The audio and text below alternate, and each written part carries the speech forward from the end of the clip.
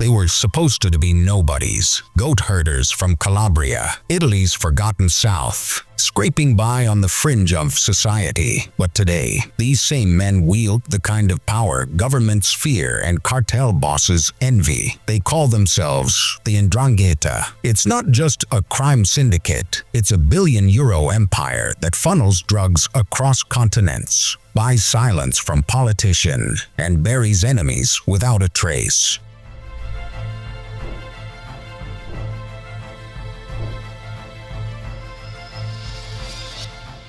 In August 2007, the Ndrangheta's global shadow revealed itself in the unlikeliest of places, Duisburg, Germany. 6 men lay dead outside an Italian restaurant, each shot in the head. A bullet for silence, a message to anyone thinking about betrayal. In the aftermath, German and Italian investigators unearthed a secret society that had festered and thrived under their noses for decades. Born from desperation in Italy's poorest region, the Ndrangheta traces back to Calabria's rugged countryside, where young men once dreamed of escaping the backbreaking work of farming and goat herding. Instead, they escaped into the lucrative, if deadly, underworld. Their connections reached beyond Italy, linking up with Pablo Escobar and other cartel titans, turning their clan from rural rebels to a global blow powerhouse. They're now responsible for nearly 80% of Europe's blow trade, amassing an annual income that makes multinational corporations look like mom-and-pop shops. Their name, Ndrangheta, comes from a Greek word meaning valor or honor, but to the families who run it, it's more than a title, it's an identity. British criminologist Anna Sergi explains it as a society of honorable men. Their allegiance to Fomerta, silence enforced by death, has forged a mafia that's nearly impossible to infiltrate. Bloodlines are everything, with family bonds reinforced by marriage and revenge, making every betrayal a death sentence. This allegiance to family and tradition is woven deep into Italian folklore. According to legend, 3 Spanish knights, Oso, Mastroso, and Carcagnoso, avenged their sister's honor, codifying the rules of Omerta during 30 years in prison. Upon their release, these mythical founders went on to establish Italy's 3 criminal empires: Oso for the Sicilian Cosa Nostra, Mastroso for the Ndrangheta, and Carcagnoso for the Neapolitan Camorra. The legend is myth, but the symbolism is real, and it paints a clear picture of the values that the Ndrangheta upholds. For years, they stayed out of the limelight, content to let the Sicilian and Neapolitan mafias hog the headlines. But in the early 70s, the Ndrangheta's reputation began to take shape with a high-stakes kidnapping that rocked the world. In 1973, they abducted John Paul Getty III, grandson of the oil magnate J. Paul Getty, a teenager with an iconic last name. He was held captive for months, until his captors mailed his severed ear to his family, demanding ransom. The family paid $3 million, and the Ndrangheta's message was clear: even the wealthy are vulnerable, but raw brutality was only the beginning. As their reputation grew, they refined their operations. In Calabria, the Ndrangheta became masters of a technique known as submersion. They'd establish respectable businesses, restaurants, construction firms, and even religious charities, concealing their true work beneath layers of legitimacy. They formed bonds with Freemasonry and positioned themselves as patrons of the community, a tactic allowing them to operate in broad daylight while hiding their criminal activities in plain sight.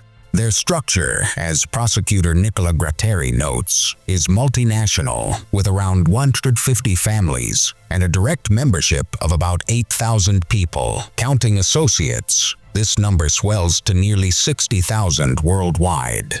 Amazingly, it wasn't until 2010 that Italy legally acknowledged the Ndrangheta as a criminal organization. This slow recognition reflects the group's deep roots and the effectiveness of its submersion strategy. Yet their history stretches much farther back, all the way to Italy's unification in 1861. For over a century and a half, the Ndrangheta has evolved, adapting to the demands of a globalized world. But their story isn't just about global power. It's about the families, blood ties, and ancient rituals that bind them together. To truly understand their grip on the world, you have to start with the people who make up this shadowy syndicate. In Calabria's jagged south, the Ndrangheta isn't just a criminal organization, it's a way of life. Forget the Hollywood bravado of the Cosa Nostra or the brutish chaos of the Camorra. The Ndrangheta plays a different game, one rooted in blood and silence. Its story begins with the Ndrine, small family-run cells scattered across the mountains of Reggio Calabria. Today, anti-mafia forces count 73 of these clans in Reggio alone, and 136 across Calabria. Each is a world unto itself, but they all share the same bloodlines, traditions, and a thirst for power. Their heart remains here, says Luigi Bonaventura. In Reggio, they don't need big armies. With 2 or 3 men, they can form Ndrina, infiltrate local businesses, and spread like roots into every corner. This is the power of the Ndrangheta, small, insular, and devastatingly effective. And their bond, it's built on blood. Literally, no other crime syndicate wields a family like this one. Brothers, cousins, sons, born into this organization and bound by unbreakable ties. If those ties are betrayed, fights, or clan wars erupt, the blood runs deep, sometimes too deep, and has soaked Calabria in violence for decades. In the 70s and 80s, rivalries turned Calabria into a battlefield. Over 800 people were killed in brutal fajitas during those bloody decades. To stem the chaos, the Ndrangheta created a central commission, the Crimine, dividing Calabria into 3 major territories: La Piana, La Montagna, and La Città. It's a fragile system meant to prevent rivals from stepping on each other's toes. But even with these measures, the violence never stopped. It just learned how to stay quiet. Their initiation, or baptism, is as symbolic as it is terrifying. A recruit holds a burning picture of the Madonna and swears, "May my flesh burn as this picture burns." The ritual binds them to the organization for life. No exit, no forgiveness. They renounce their families, pledging their souls to the Ndrangheta. This is no mere ceremony. It's a psychological crucible that forges loyalty and erases humanity. Once baptized, you don't just belong to the Ndrangheta. You are the Ndrangheta. From there, it's all about hierarchy. Boys born into the organization start young. At 14, they're inducted as Giovani d'Onore. They climb the ranks, becoming Picciotto soldiers, camorrista lieutenants, and scarista enforcers. Only the most loyal and ruthless reach the top tiers: Santista, Vangelo, and finally, Quintino, the elite few marked by a 5-pointed star. But this isn't just about local power. The Ndrangheta's reach is global. From Canada to Australia, Germany to Latin America, they've embedded themselves in Italian communities abroad, trafficking drugs, laundering billions, and blending into legitimate businesses. Yet, no matter how far they spread, their roots remain fiercely Calabrian. It's in their rituals, their hierarchy, and their obsession with control. The Ndrangheta is a monster with many heads. Bonaventura warns, cut off one, and another takes its place, and they're everywhere. The organization's decentralized structure is both its strength and its curse. Each Ndrina operates independently, but when they overlap, they form a locale. These are micro-governments where a capo crimine calls the shots on major moves: murder, bribery, kidnappings, while the scarista keeps everyone in line. Disputes barely spill into the streets. The Ndrangheta learned long ago that attention is the enemy. Their real power lies in secrecy, and that secrecy is how they've adapted. The Ndrangheta doesn't make headlines, they make moves. They bribe officials, launder money through restaurants and construction companies, and even buy hospitals to wash their cash clean. They've mastered the art of invisibility, yet their traditions persist. Marriages are arranged between clans to cement alliances, and bloodlines are fortified to ensure loyalty. Even women, traditionally sidelined in mafia culture, are stepping into leadership roles. These matriarchs run extortion rackets, broker deals, and keep the family business alive when their men are gone. Blood ties are the Ndrangheta's foundation, but they're also its Achilles heel. Rivalries and betrayals have sparked wars that turned Calabria into a graveyard. Yet, for every bloody feud, the syndicate finds new ways to adapt, preserving their traditions while expanding their reach. And when their focus shifted to the drug trade, their empire exploded onto the global stage.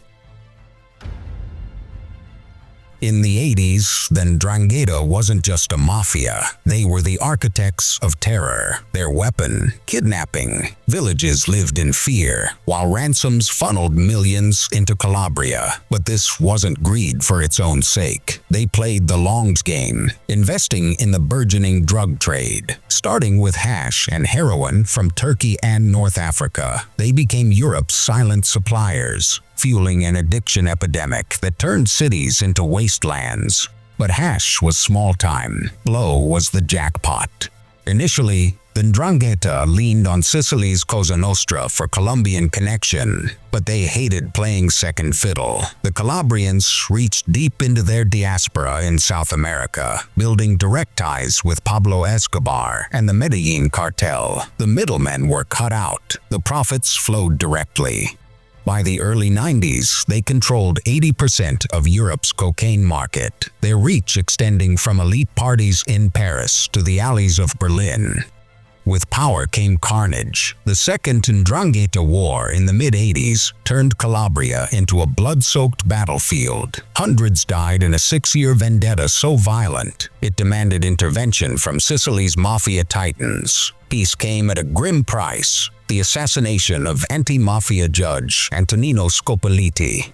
But the Ndrangheta's vision extended far beyond Calabria's hills. Drug money became seed capital for legitimate businesses. Restaurants, construction companies, and beachfront resorts were the perfect fronts to wash their millions. In Spain, they turned the Costa del Sol into their playground. In France, chic bistros masked drug deals. This wasn't just laundering, it was empire building. Their diversification didn't stop with drugs. By the 80s, they were smuggling weapons from Yugoslavia and burying Europe's nuclear waste in African soil. Somalia became their toxic landfill, while they armed everyone from rogue states to terrorist cells. In the 2010s, reports linked them to deals with ISIS, guns for looted artifacts. No morals, no boundaries, just money.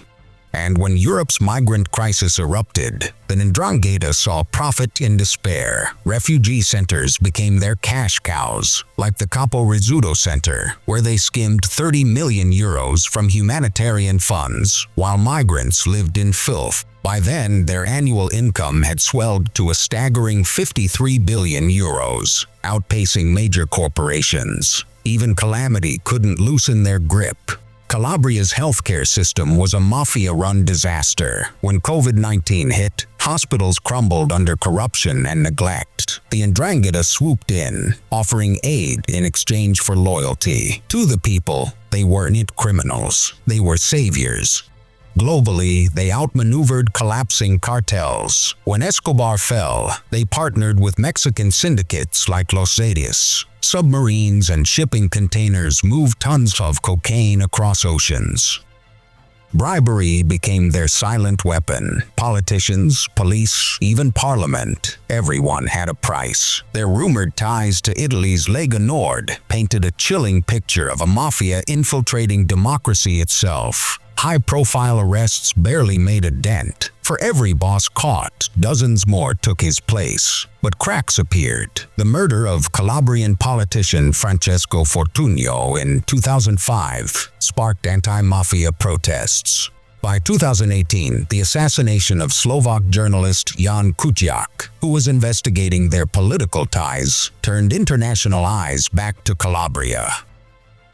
In 2021, Italy struck back. A mega trial saw 355 defendants face justice in a fortified courtroom built like a war zone. Over 900 witnesses came forward, each testimony a bullet aimed at the Ndrangheta's heart. It wasn't just a trial, it was a reckoning. From cocaine pipelines to arms deals, the Ndrangheta has built an empire on chaos, greed, and violence, but their ability to conceal their activities beneath legitimate businesses makes them nearly untouchable.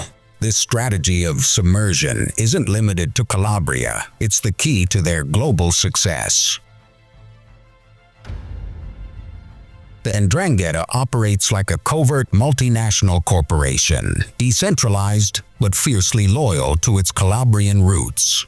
Each locale, an independent clan, functions autonomously, embedding itself within local economies and societies while maintaining unwavering ties to the organization's core.